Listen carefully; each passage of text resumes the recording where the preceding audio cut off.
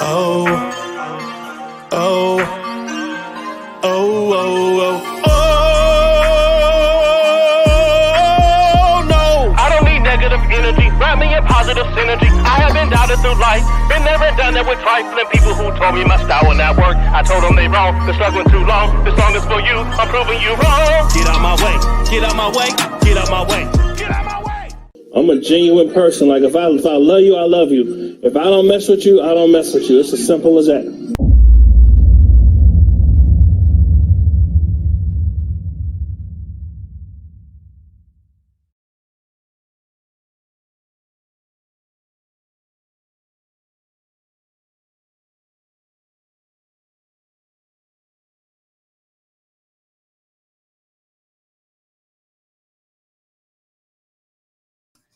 Good morning, good morning, good morning, good morning, good morning, y'all. What's going on? What's going on? What's going on? Welcome, welcome, welcome. Welcome to Atmos in the Morning. Y'all already know what it is. We're about to get into this. It is the start of the week. Today is February the 7th, 2022. I pray that y'all are doing well today. I pray that your morning is starting off pretty cool. Nobody woke up in pain. Nobody woke up down or depressed. Got to make sure I get my water taken, y'all. Y'all ever seen one of these? This is called a Zeus. This is supposed to help you make sure you get all of your water in. It holds, like, it keeps stuff hot for like cold for 120 hours, hot for 24 hours. It's worth the investment. I got it at Walmart, and it's a beast. It's a beast. It's a beast. Let me see who up in here this morning. Who up in here with me this morning? Let me see. What's going on, Black Diamond? How you doing, Queen? What's going on? K-Love 92 is in the building. What's going on? I am a queen. Hello. Good morning. Miss Tammy Beckham, how you doing? T-Band 1, hello. Miss Jennifer, hey. Shawty, what up, Shawty? How you doing? Chocolate 82467 in the house. How are you? Just a T, please. Good morning. Vanetta M, good morning. Love is fair. What's up, my brother? How you doing? How you doing? All right, y'all. So check this out. On this show, as y'all know, we talk about a whole bunch of different things. We talk about things that affect your community. We talk about things that are happening with laws that are being passed that you don't know about. And then we talk about a couple of entertainment things that I simply cannot make up, okay?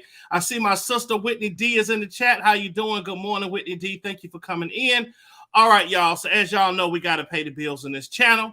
So without further ado, let's go! Yeah.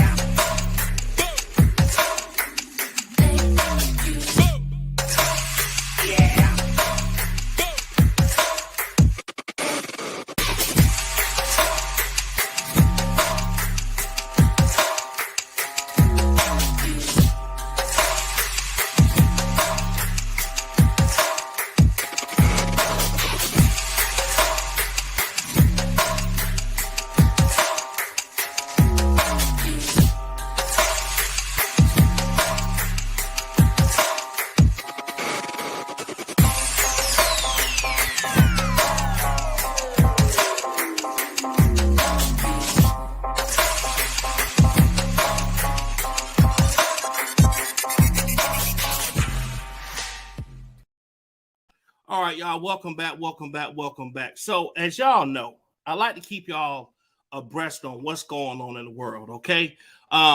It looks like we are going to be putting our country, ourselves, in the business of other countries and about to go back to war. It seems like we are about to dip our nose into the Russia-Ukraine situation. Just so y'all are up to date, y'all know what's going on. This here is the latest on that situation. I like to keep my eye on things like this, y'all, because we are a channel. We are inclusive. We talk about everything. And so I like y'all to know exactly what's going on around you and in this world, things that may affect the economy, the gas prices going up, all that kind of stuff. Russia does business with the United States. So those things can affect our wallets and pocketbooks. So I want y'all to see this here. Let me share this here with y'all real quick. Share. Share, share. Here we go. So y'all check this out.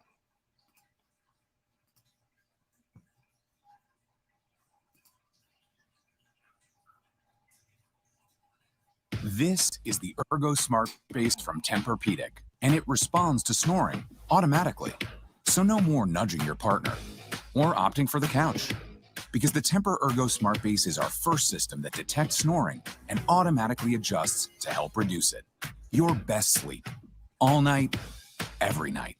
For a limited time, save up to $500 on select adjustable mattress sets and experience the deep, undisturbed sleep of Tempur-Pedic. Learn more at TempurPedic.com.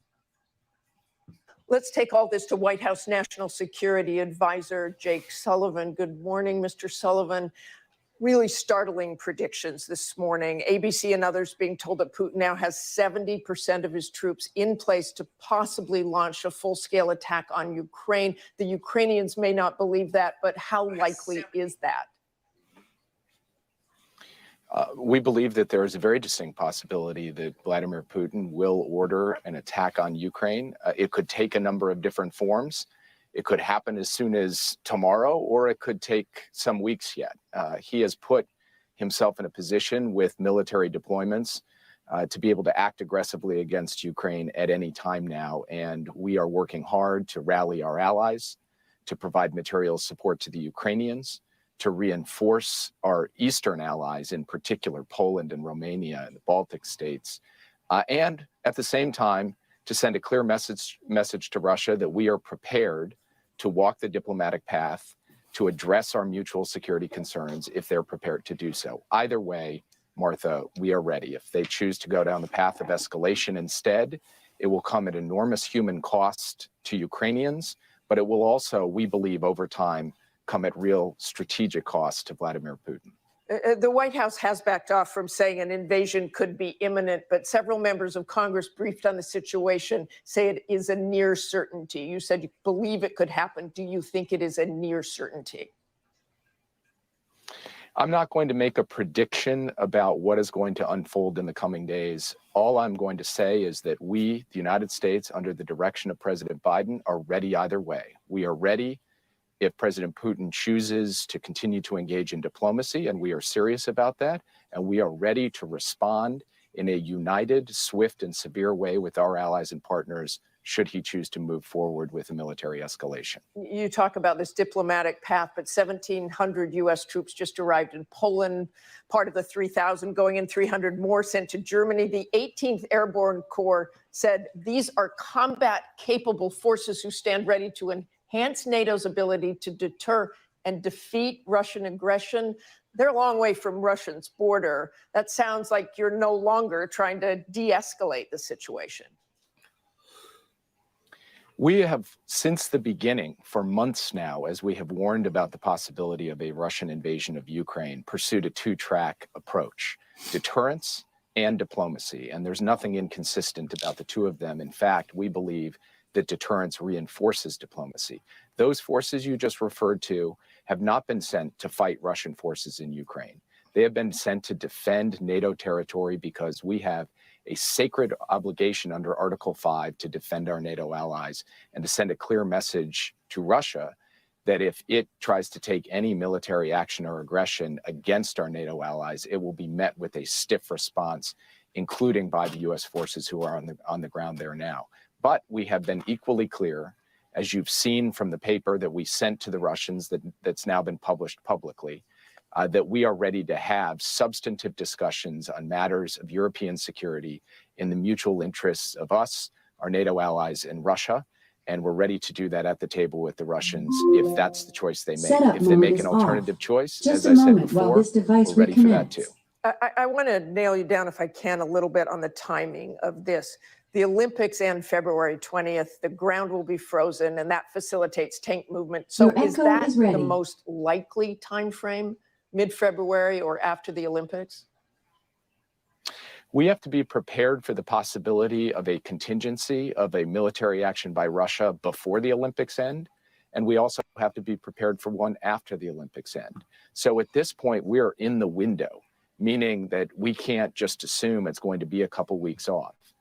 Is that a a possible scenario? Are there reasons to believe that it could happen in that time frame? Yes, but there are also reasons to believe that Russia, under the direction of President Putin, could take steps before then. So that is why we have worked so intensively to put ourselves in a position to create a united front with our allies, to flow material support to the Ukrainians, and to ensure that we have prepared the package of strong and severe economic measures that would be imposed in the event of a Russian action. We saw Vladimir. So, y'all, this situation, it matters to us because if we go to war with Russia,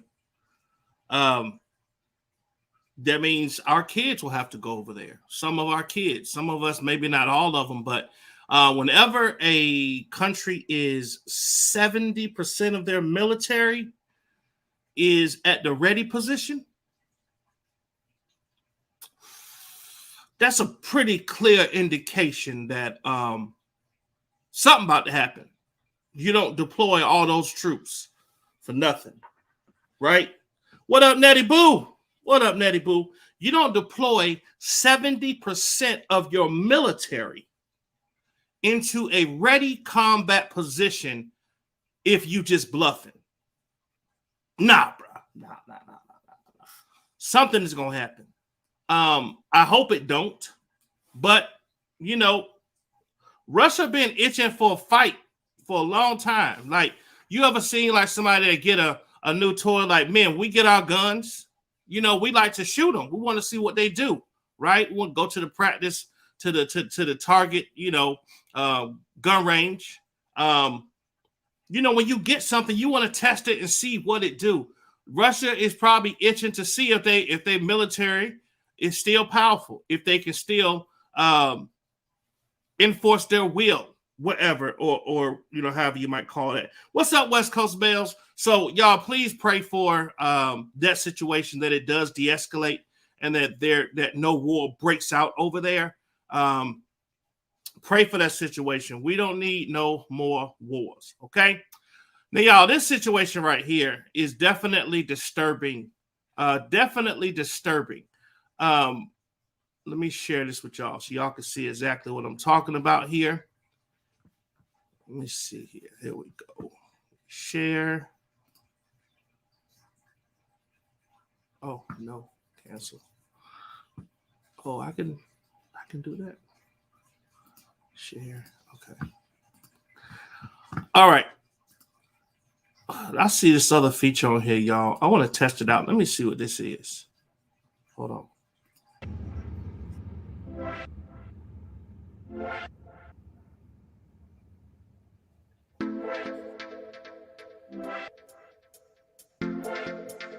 Let's see how this sounds while I'm talking.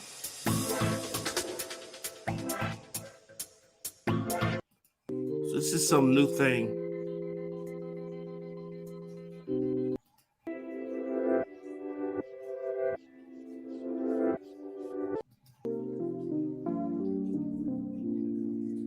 This is supposed to be some new thing where you can play background music while you're talking. So let me see if I find something that fits my vibe.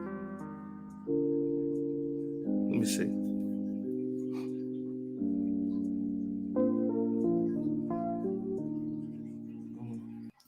I don't know. I'm gonna play around with it. I'm gonna play around with that. All right, y'all. Check out this story here. Let me share the screen. So this right here is definitely disturbing because when we send our kids to school, we don't expect them to have to deal with stuff like this. Okay, this teacher allegedly kissed a juvenile female student on the lips. Yeah, on the lips. In class. Oh, you like that one, T-Bam? One, you like that one?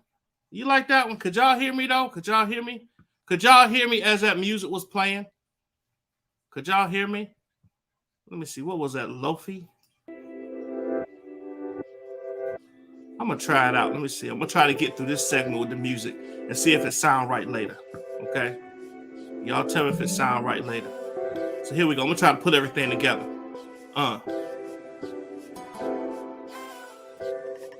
Is that it? Hold on. Hey. Okay. So let me talk to y'all about this. So this teacher allegedly kissed a female student on the lips in class. I ain't feeling that vibe. I'm gonna play around with y'all. I'm gonna find something that work. So yeah, y'all. So it says here though that the parents were aware of a close relations between their daughter and the teacher. The parents were aware. It says the 29-year-old math teacher reportedly kissed a female teen student on the lips in class. The middle school teacher had reportedly been pursuing a relationship with the 15-year-old girl. The 29-year-old man reportedly asked two other students to leave, and then allegedly stood up, wrapped his arms around the female student while she was facing him, pulled her mask down, and kissed her on the lips, despite her attempts to pull away. The 29-year-old teacher from Florida, Carlos Aguirre Rendon, had reportedly been pursuing a relationship with the 15-year-old girl before he was taken into custody on Wednesday. The middle school teacher reportedly asked two other students to leave. Then he stood up, wrapped his arms around the girl while she was facing him, pulled her mask down, and kissed her on the lips, despite her attempts to pull away. So that's the troubling part right there. There's a couple. Number one, she 15. That's number one. Oh, it was a bit too loud, T-Bam. Okay. I'm gonna work on that. Okay, y'all. I'm gonna work on it. So the teen was pulling away. Not only was you not supposed to be kissing on no teen, but the teen was pulling away. It says investigators began investigating the math teacher on January 11th after someone tipped them off to the incident.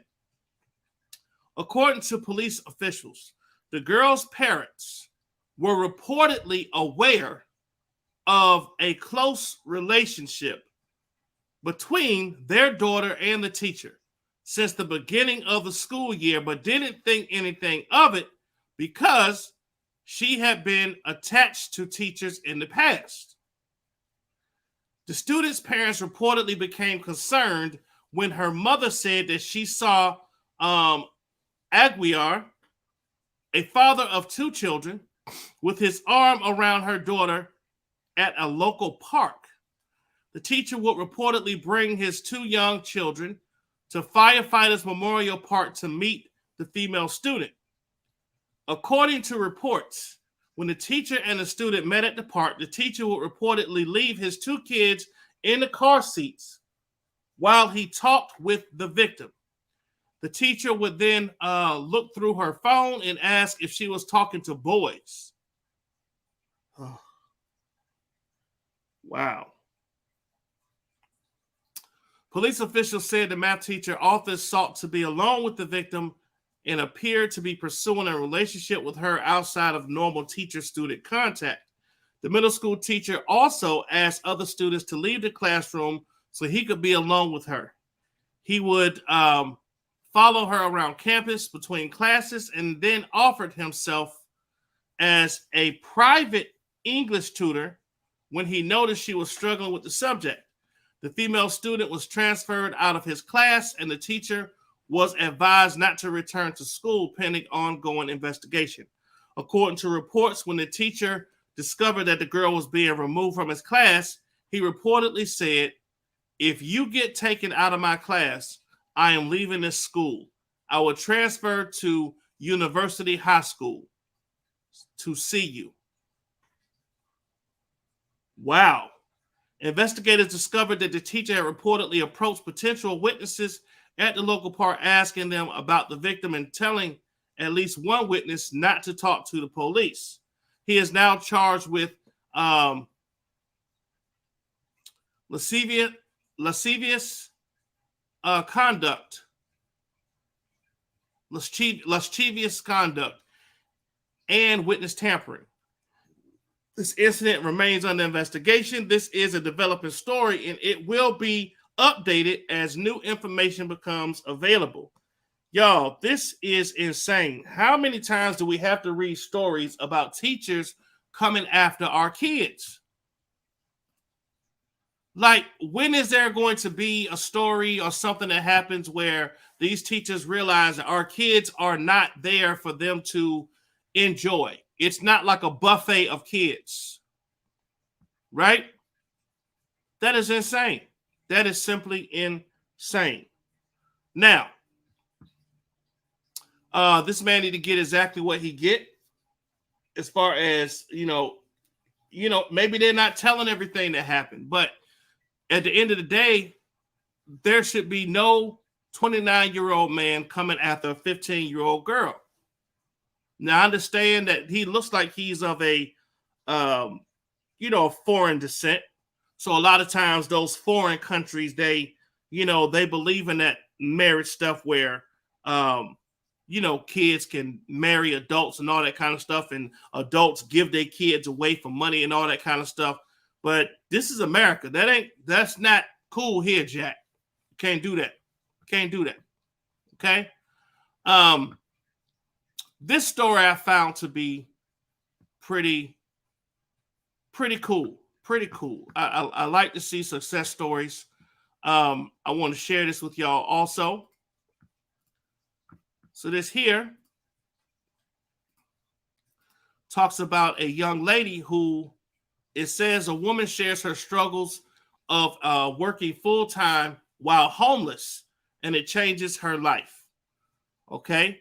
So this young lady here says sometimes the internet is like a great big community, one that supports its members who are in need of help. Aaliyah revealed her struggles of working full-time without a home of her own in a heartfelt TikTok video. Little did she know that sharing her story would lead to not only sincere support from total strangers online, but some actual solutions for her problem. As a full-time employee at Home Depot, how Home Depot gonna let that girl be homeless? They didn't. Maybe they didn't know. I don't know. Let's look at this video, y'all. Let's look at this. When the sky comes falling, even the sun don't shine, I got faith in you and I. Just put your pretty little hand. Oh, let me do this again. When the sky comes falling, even the sun don't shine, I got faith in you and I. Just put your pretty little hand. Wow. So what she put here on her page, she put, let me read it right here. Let me see here. Little TikTok know her story. Okay. As a full-time employee at Home Depot, Aaliyah worked 8-hour shifts, 5 days a week. But once she clocked out, it didn't get much easier. Having only her car for shelter, Aaliyah would have to use facilities like Planet Fitness to take a shower, only occasionally being able to afford a night in a hotel. With those kinds of challenges, it's perfectly understandable, she admitted, to always being tired and barely ever smiling. Wow. Aaliyah's clip soon went viral with more than 5 million views. And though there were some accusations of Aaliyah faking it, the overall response was incredibly supportive.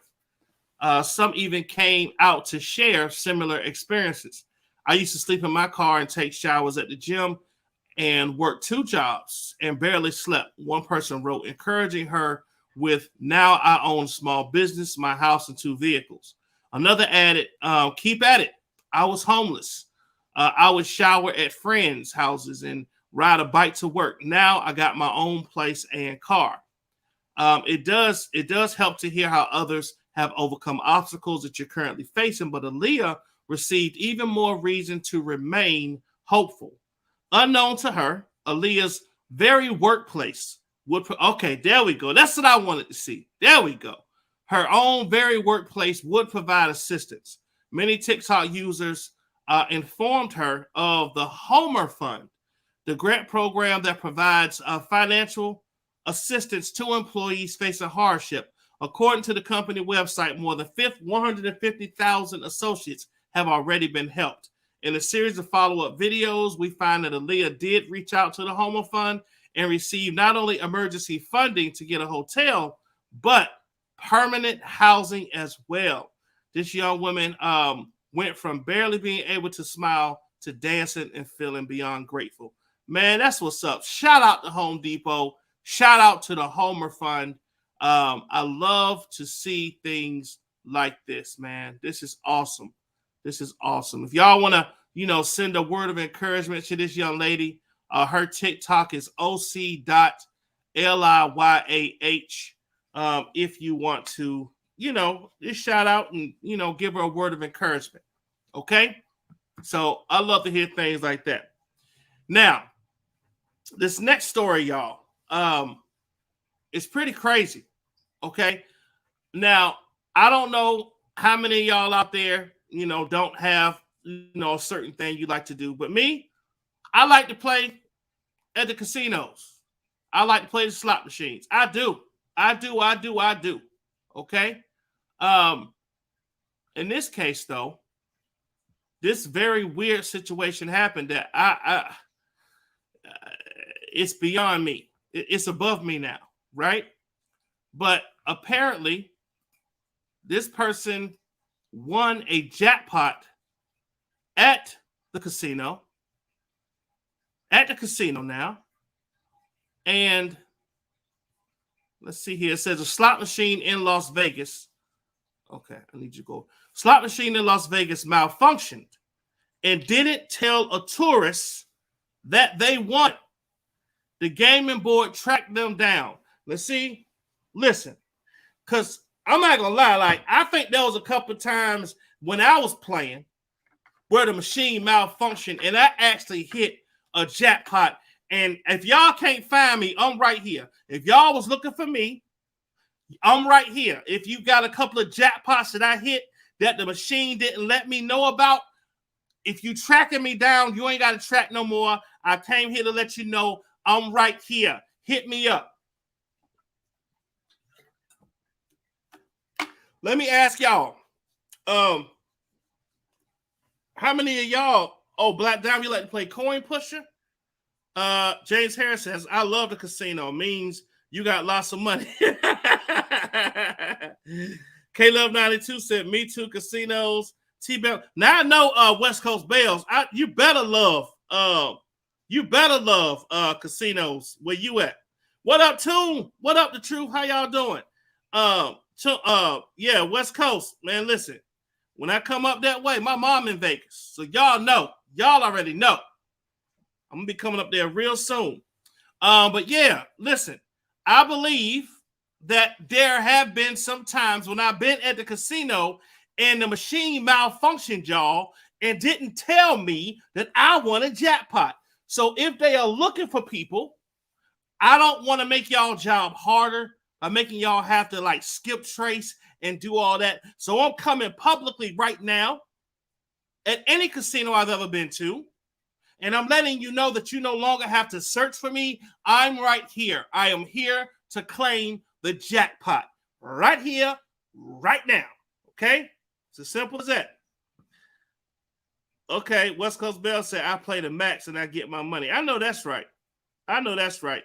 I feel like this. If you go to the casino, like, don't go unless you can really. So people, you need to know how to play. Okay? Number one, you don't take your bill money to the casino. Oh, no. Oh, no. Oh, no. You don't take your bill money to the casino. Okay? You pay your bills first.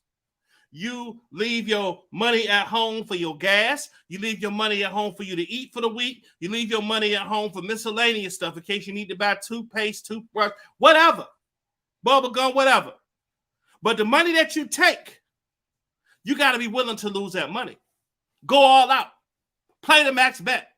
Why play 10 cents when you can play $2 and win a jackpot? That's what I'm saying. Okay. Now, with this story here, tourists in Las Vegas hit a jackpot on a slot machine last month, but he was never informed due to a malfunction in the machine, according to gaming officials. Now, after an exhaustive search, oh my gosh, they wouldn't have had to search for me that hard.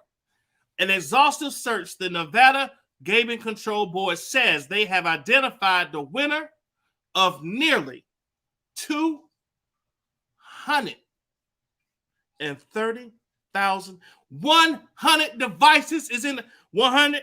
I know you got the memo.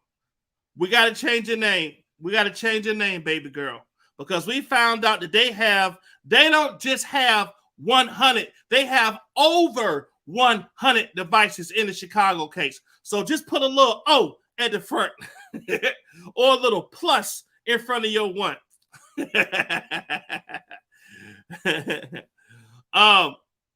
But yeah, it says here on January 8th, a man later identified as Robert Taylor played a slot machine at the Treasure Island Hotel and Casino. Due to communications error, according to the gaming officials, the slot machine malfunctioned and didn't notify Taylor or casino personnel that he was a winner. By the time the error was noticed, casino personnel were unable to identify the man who was from out of state. The gaming board took an exhaustive search to make sure the man would get his prize. To identify the winner, gaming officials combed through hours of surveillance videos from several casinos, interviewed witnesses, shifted through electronic purchase records, and even analyzed rideshare data provided by Nevada Transportation Authority and rideshare company. According to doggone, the jackpot winner was determined to be Taylor, a tourist from Arizona. The Nevada Gaming Board is charged with a strict regulation of the gaming industry, the protection of the gaming public, and ensuring that the industry benefits the state of Nevada, said James Taylor, chief of the board's enforcement division. I commend the agents of the enforcement division, particularly Agent Dan Nuquil, for ensuring that the public trust in the gaming industry remains strong by spending countless hours over 2 weeks to ensure that a patron is awarded winnings owed to him, Taylor said. Robert Taylor was already back home when he was notified of his winnings last week. According to the release, gaming officials said he will return to Vegas to collect his overdue prize. Wow. That's what it is. That right there, that's beautiful. That's a beautiful phone call. That's what you call a beautiful phone call. Okay? So, if you're looking for me, here I am. Here I am. Okay? Now, y'all, this right here is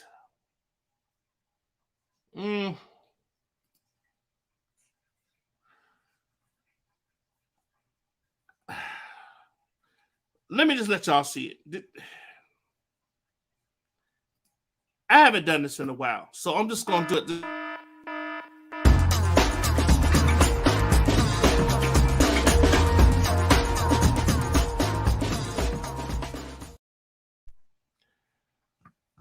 So this guy working at, looks like Home Depot, if I'm not mistaken. Let me see. Secret Service agents arrest Home Depot employee over nearly $400,000 in a counterfeit scheme. $400,000 U.S. Secret Service agents have arrested a Home Depot employee for an alleged scheme involving nearly $400,000 in counterfeit money bearing the word play money rather than real serial numbers. Adrian Jean Panetta, who worked as a vault associate in Tempe, Arizona, has been accused of swapping genuine currency from Home Depot's deposit with counterfeit currency during his shift. According to a criminal complaint filed Friday, from 2018 of this past month, the company recorded $387,500 in losses from the alleged swap. Panetta was arrested on Monday with the Secret Service recovered $5,300 in genuine currency and seized $5,000 in counterfeit currency. During the subsequent search of his residence, agents recovered an additional $22,000 in genuine currency, y'all. Unbelievable. Hey, Miss Lynn. It says at the Home Depot, Panetta was observed on a video surveillance camera on at least 16 occasions removing what appears to be paper currency resembling FRB notes from a wallet located in his personal cell phone, the complaint reads. Panetta would place the paper currency over his wallet into stacks of money that he was counting that came from the deposits that originated from the store's registers.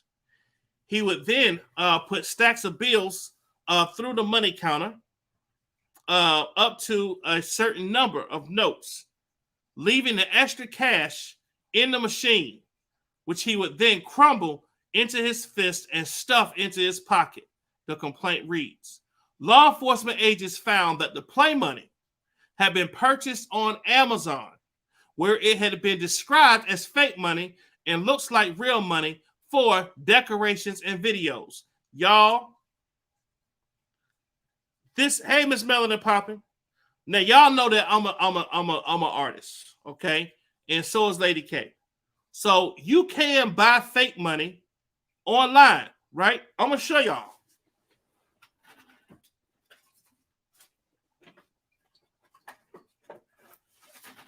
So this here is an example of what you can buy online. Now, if you look at this, you might say, oh my God, that look real, right? You look at this, you might say, oh my God, that look real. But if you look close enough, what does it say right here? Play money. What does it say right here? Play money. Right? What does it say right here on the back? The United States play money. Right? So when you be seeing a lot of people, some of these bloggers online doing all this and yeah, yeah, money, hey, money calling. This shit is fake. You can get this all day long online. People use it for videos, for prop money. A lot of rappers use it to make people think they got money. Like, so y'all got to start paying attention to some of these frauds out here that be flashing all this money and counting money and putting stacks of pulling out racks like this out their pocket and saying, oh, you thought this, you thought that. Yeah, keep your eyes open. Okay? So that's what dude was using to put inside and exchange the money at the banks. That is insane. Okay? I think he'll be going to jail for a minute. He's going to have to pay that money back. But that is simply insane. But the Secret Services caught up with him, and he will have to do answer for that. Okay? You can't get around that kind of stuff. And then, y'all, this right here, this is like probably the most insane thing that I've ever shown y'all. Okay? Let me share this with y'all. So,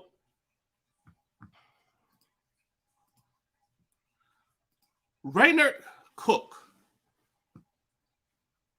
an Atlanta judge shot in the back by her own son. Shot in the back by her own son. His mom says he wanted to be a gangster. A son said he cradled his dead mother. Hold on. A son said he cradled his dead mother. Maybe the judge didn't say he wanted to be a gangster. Let me read this. A son said he cradled his dead mother, Judge Josephine Cook, in his arms after she was shot and killed. That lie led investigators to the real killer. In the 1990s, the upscale Atlanta suburban community of Cascade Heights became an address associated with power, comfort, and prestige. But on October 16, 1996, a shocking crime shocked the neighborhood. A 911 call came in. Clint Rucker, former executive district attorney, Fulton County, The Real Murders of Atlanta, airing Sundays at 8 on Oxygen. Nice little plug there.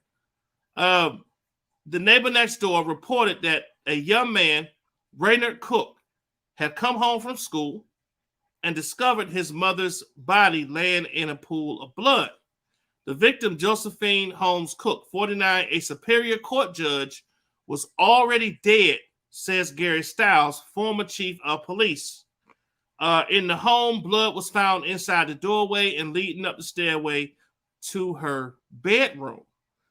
Judge Cook, dressed in a re-election Judge Cook t-shirt, Judge Cook t-shirt, was lying in a pool of blood downstairs.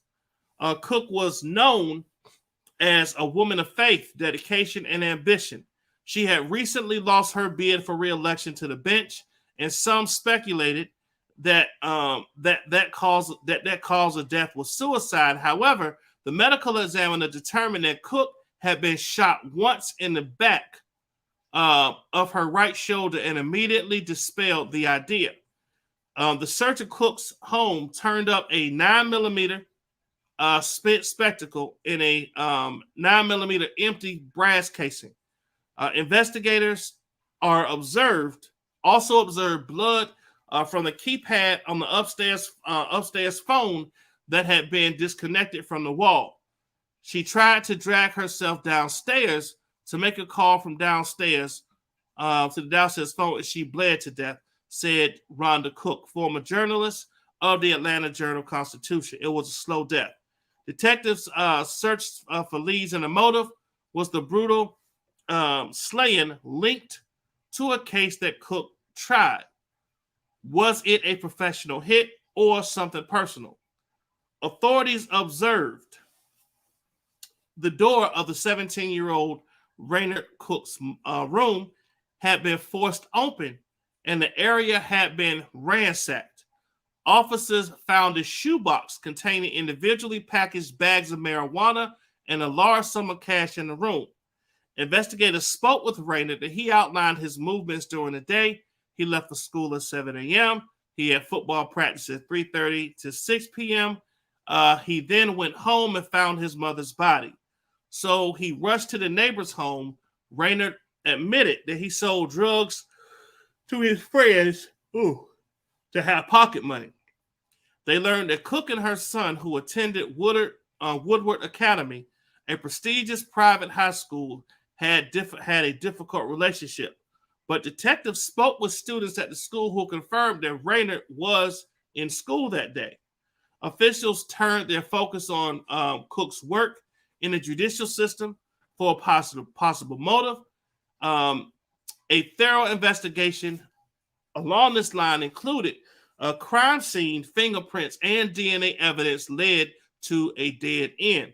Investigators then canvassed friends to determine if Cook had expressed concerns before her death, and associates shared with them that Cook had said she was worried about her son. She was concerned that he would go out there and do something stupid, said Sandra Mash Robinson, adding that it was because that seemed to be becoming a pattern. Selling pot was one example. He wanted to be a gangster, said Rhonda Cook. The case took an abrupt and telling turn when the neighbor was asked to corroborate Raynard's account. He told detectives that he cradled his mother in his arms when he found her in a pool of blood. The neighbor, however, said that when he came in, she instructed the teen to sit down on her white sofa. She said, if I had seen one speck of blood, he would not have been sitting on my couch, Rucker told producers. So we knew that Raynard was lying. Detectives focused on the murder weapon.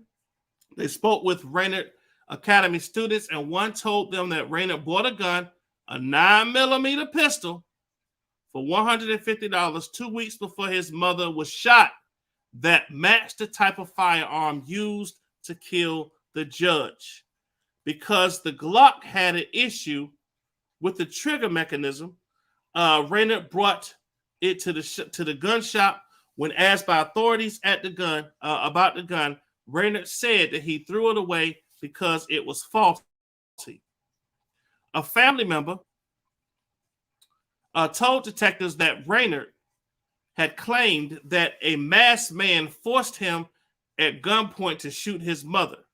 Despite that twist, Raynard was arrested. He was charged with malice murder, felony murder, aggravated assault, and possession of a firearm. More than a year and a half after the arrest, Raynard Cook's trial started March 20th of 1998. Okay, this is an old thing that happened. The prosecutor's stance was that Raynard murdered his own mother in an act of rebellion and rage. Judge Cook's discovery of the marijuana and his drug dealing set off a fatal chain of events. They included that Raynard shot his mother and watched as she struggled to call 911, dragged herself down the stairs, and bled to death. He went off to school. The defense, meanwhile, downplayed the strained relationship between Raynard and his mother.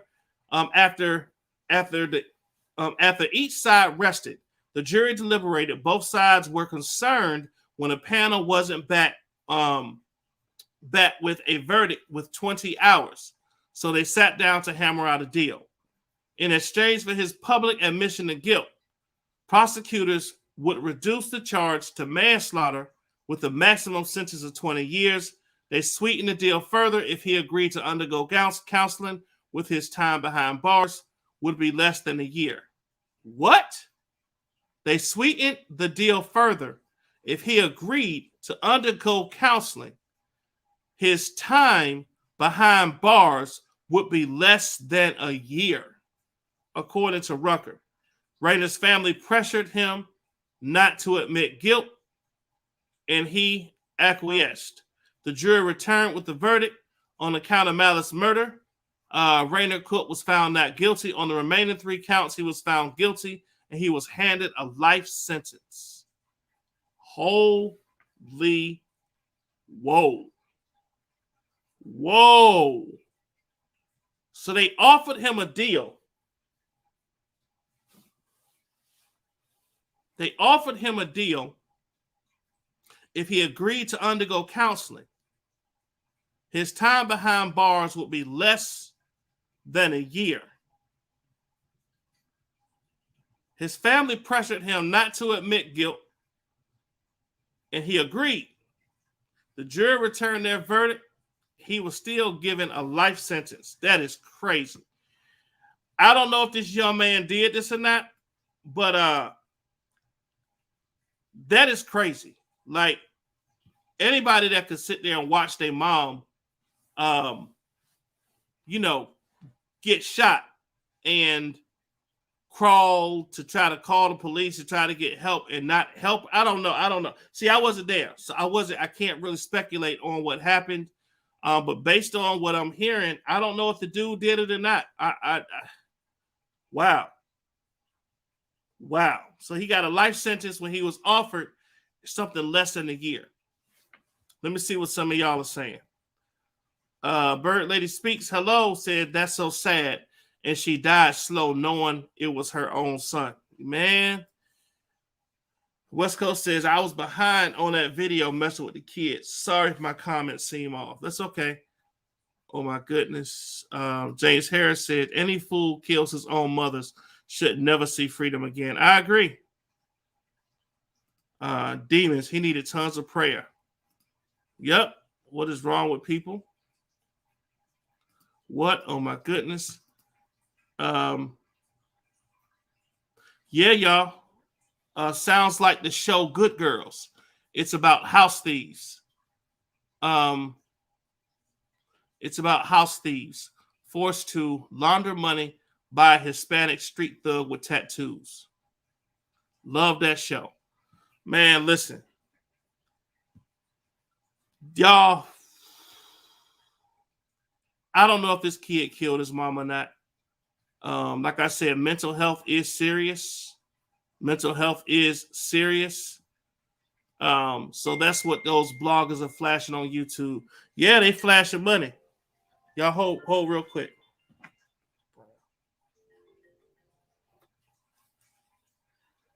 Hold one moment, please.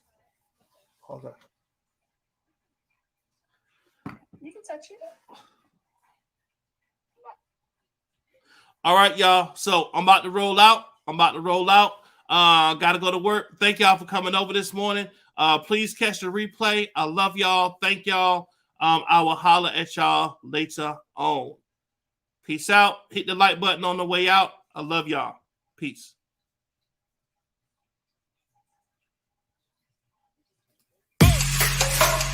Yeah.